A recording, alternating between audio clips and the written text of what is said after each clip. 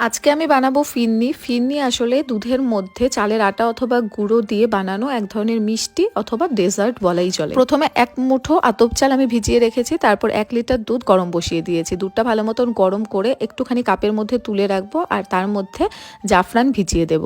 আর এখানে দিয়ে দিলাম আমার পছন্দ মতন কিছু ড্রাই ফ্রুট, দিয়ে ভালো মতন একটু মিক্স করতে হবে, আর একদম অনবরত দুধটা নাড়াচাড়া করতে হবে।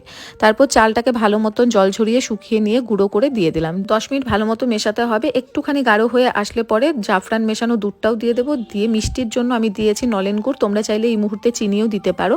যখন একটুখানি গাঢ় হয়ে আসবে তখন দেখবে আস্তে আস্তে কালার ছেড়ে আসবে জাফরানের, আর কালারটা নাড়াচাড়া করতে করতে ঠিক এইরকম হয়ে যাবে। গাঢ় হয়ে আসলে মাটির পাত্রে সার্ভ করলেই তৈরি হয়ে গেল ফিরনি। আর এটা কিন্তু অবশ্যই ফ্রিজে রেখে রেস্ট করতে হবে 3 থেকে 4 ঘন্টা। এই মিষ্টিটা ঠান্ডা করেই খেতে হয়। কে কে ভালোবাসো অবশ্যই জানিও, আর একবার বাড়িতে ট্রাই করো, বেশ ভালো।